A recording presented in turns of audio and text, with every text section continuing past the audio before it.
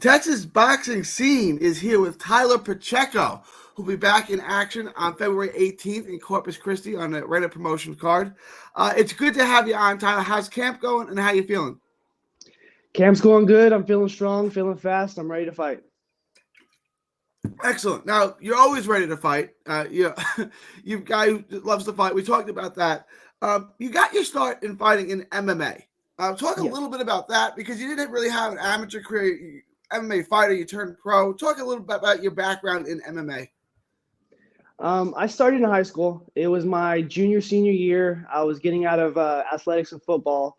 I was about to head to college in Abilene, so I wanted to get something to stay in shape. And I went to this gym here in town, and I fell in love with it. And one of the coaches asked me if I wanted to be a part of the fight team.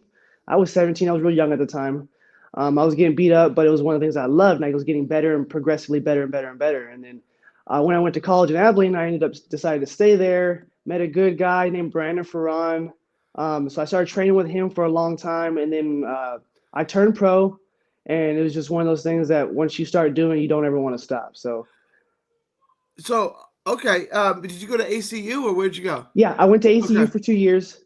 I went for engineering, and then I was married. I had my son early, so I had to stop going to college. I started fighting full time, and I yeah. started working full time to take care of them. But yes.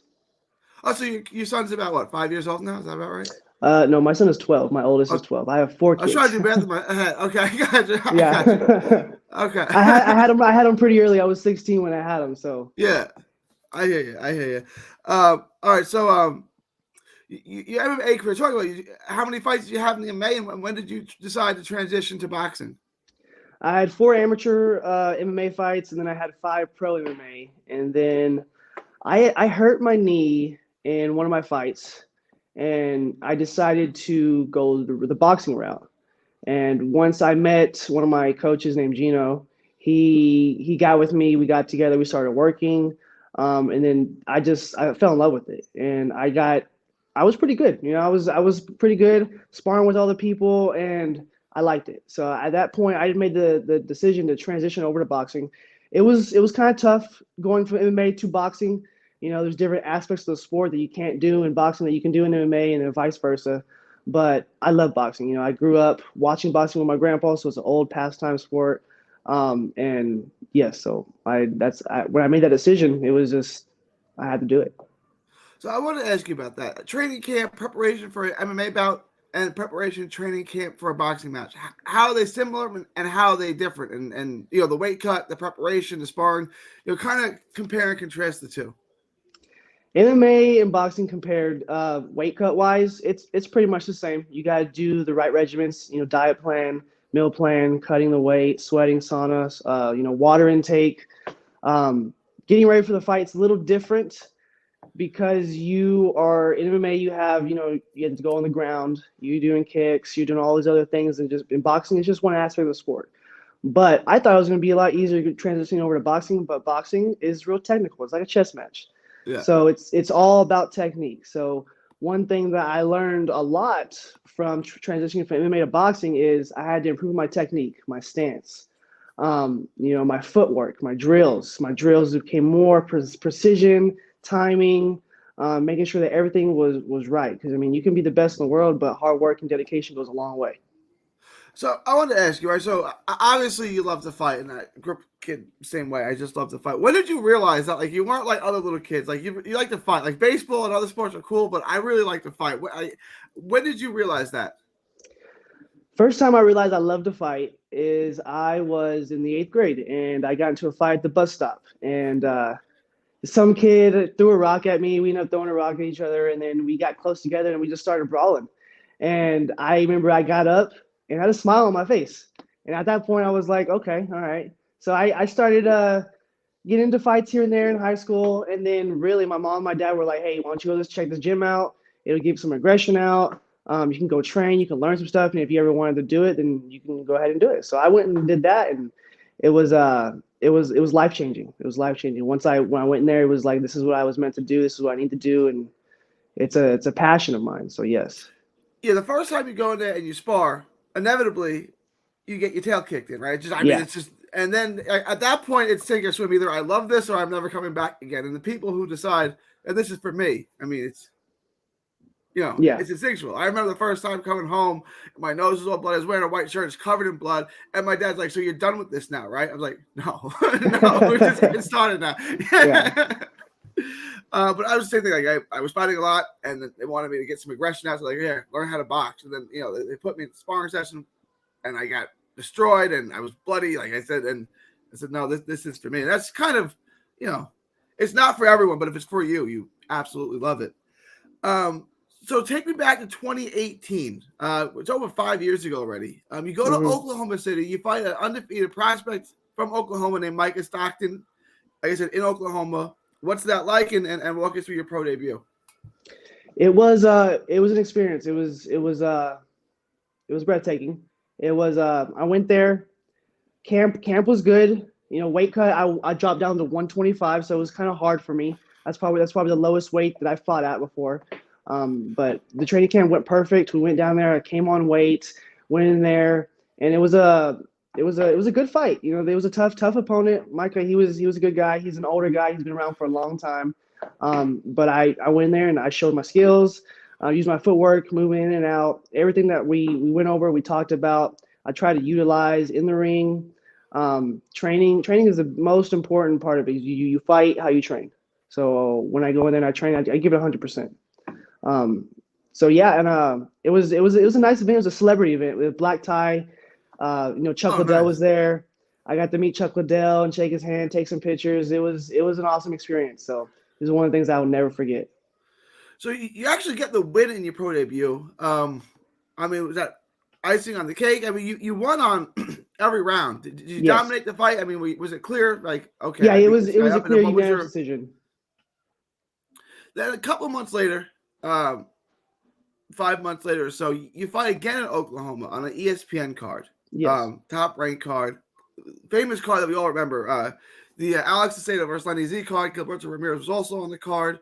Talk about that. You got the call. You're going to fight this ESPN card in Oklahoma again. What's that like? Like, talk us through that. And I was ecstatic when I got that call. I was super happy. I was blessed that I got it. Not everybody gets to have all those opportunities, especially in a young career that I had. I only had 2-3 fights at that time. So it was amazing. I decided to ramp up my training, go twice as hard. Everything that we were doing, we went at 100%.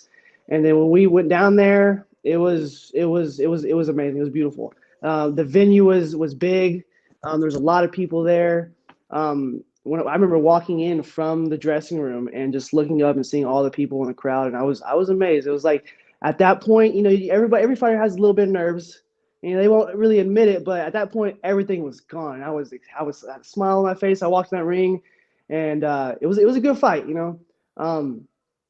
Yeah, but even though I lost, but it was a good fight. I loved it, and I can't wait to do it again. You fought Christopher Zavala. Who, yes. I don't know what happened to him. He's 6-0. He's top ranked prospect. Yeah. I liked him a lot. He was supposed to fight in the bubble when Top Rank had the bubble, and he tested positive for COVID. And I don't think we've seen him since, right? I mean, I'm not exactly sure. Yeah, I haven't seen him since. I know he's undefeated still. But yeah, it's been a while since he's fought. I don't know if he's just still training or if he's getting ready for something new or if he's just trying to take some time off to evaluate some things. But I don't know. I'm not sure.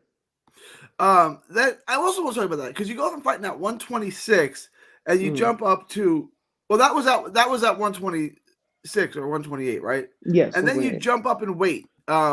In your next fight, you go to fight at 140. Was there a transformation in your body? Were you just fighting in the wrong weight class, or what's going on? At that point with that. Giant... I feel like 135 to 145 is more suitable for my body, and especially for my age. Cutting that weight is it's hard. It takes a toll on your body. Getting older, I got a little bigger, and then after that time off, I really decided to not put my body through that much treacherous work and damage. That way I can have longevity in the long run. So that way I can have my career as long as possible. That's what I want to do is I want to fight. I know a lot of fighters, they go in there and they damage their body, don't take care of their body. And that's one of the biggest things. You can cut a lot of weight, you can fight, but how long can you do that? How much weight can you lose every fight before your body's like, no, I can't do this no more. So I decided to make that weight cut, that weight jump up. for my body. I feel more comfortable. I feel faster, feel stronger, I feel better. So I think that's just a more natural weight for me to fight at. I usually walk around about 150, Okay. 155. So 135 is not too bad. 140 is good. So you would And go from 155 down to featherweight down to 126? yes, yes. Yeah, that's not good for you. Yeah, it was really hard. It would take a long time and it would drain my body. So Yeah. um I mean I was doing it though, and I was doing it. Yeah. I had a nutritionist and I had someone helping me with my meal plans and everything, and we got down to there, down to the last point 1 pounds. But it just took too much toll on my body, especially when we getting older. I'm about to be hit 30 here in a little bit, so I think 135, 140 be a good weight class for me. So, yeah, I mean, obviously you made the weight, which is kind of something in itself, right? But the first rule of being a fighter is fighters have to make weight, right? If you don't make weight, Yeah, you're not a professional fighter. yeah, So, yes, kudos to you for being able to drain that much weight. But yeah, it's probably the best move for your career and for your health and longevity to fight in a more natural weight class and you know yes, um, sir. triggered all the way down to 126. So you feel good at 140. After the Carlos Dixon fight in Louisville, you're out of the ring for 4 years. At that time, there's a pandemic. Everything is shut down. What's going on in those 4 years? Are you in the gym? Are you staying active? Are you sparring? Or what's going on in that four? That's a long time to be away from the ring. What's going on in those 4 years? Yeah, so when I decided to take a break, I was living in Abilene. I was training mostly out of Abilene.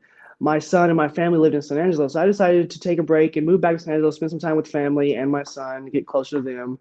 And then in 2019, I was in a motorcycle accident.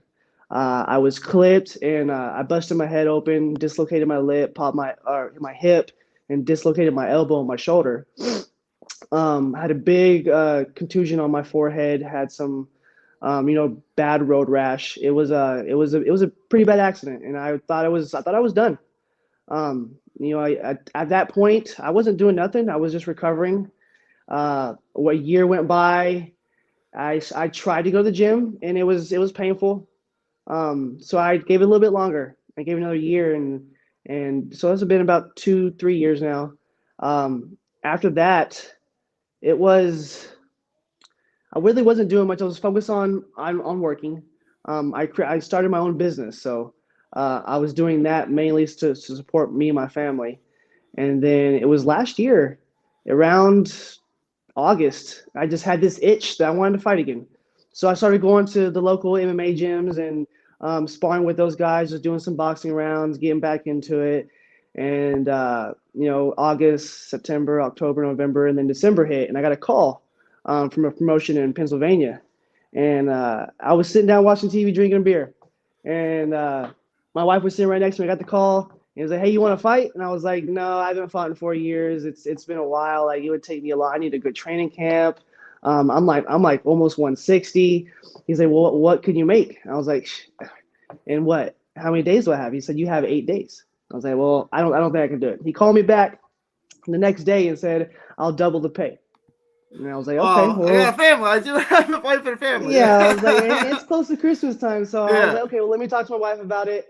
And I went and talked to my wife that night. We had dinner, we sat down, and I told her, I was like, I'm thinking about taking this fight. And she said no. And I was like, you know what? I'm not gonna make a decision tonight. I'm gonna sleep on it, and I'll wake up, and then I'll let you know my decision. I slept on it, had a good dream. I woke Yeah. up, called the promoter, and said, let's do this. So I decided from that point, and I cut weight and You cut 20 made. pounds about, right?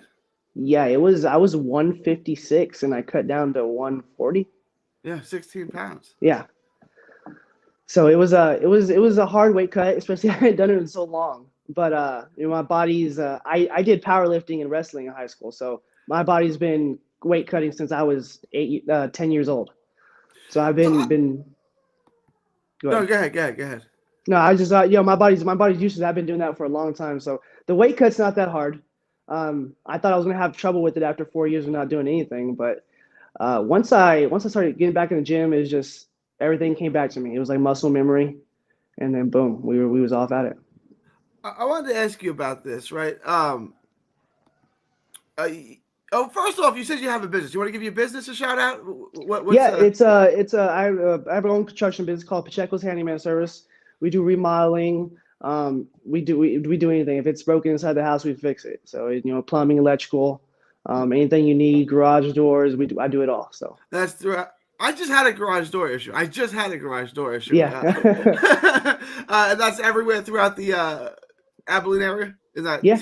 So, okay? Abilene, San all the surrounding areas everywhere. So anybody that pays me to go, I'll go and get you taken care of. So you go in and what's it? Pacheco handyman is what it's called. Yeah, Pacheco's handyman service. All right, shout out. Okay, so back to boxing. You go and you take that fight off of 8 days notice. Mm-hmm. Obviously, you got to do medicals, you got weigh-ins, right? So you're taking that on real short notice. You go the distance. This is a win of itself, right? But now you're back February 18th. You got more of a full camp, time to prepare. What's the difference and what can people expect from you on February 18th? February 18th. So I've been working on my cardio and my strength.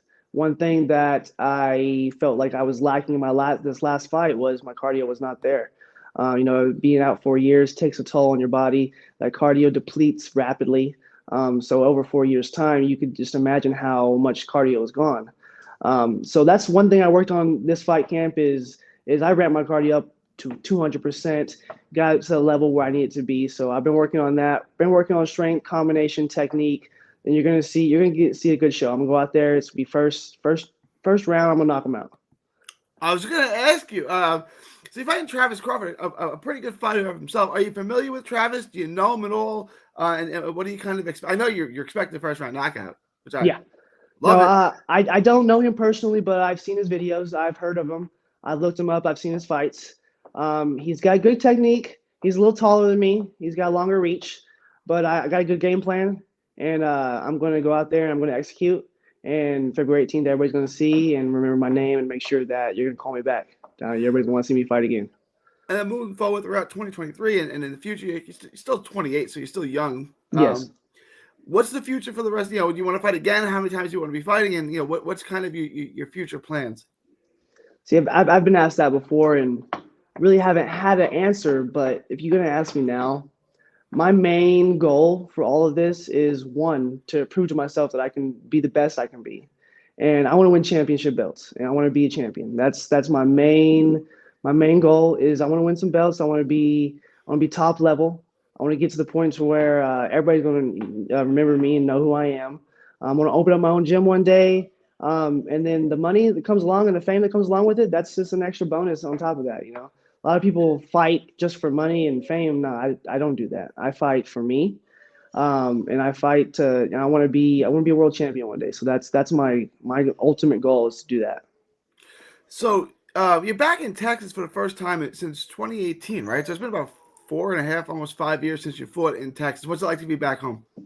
Oh, I'm excited. It's great.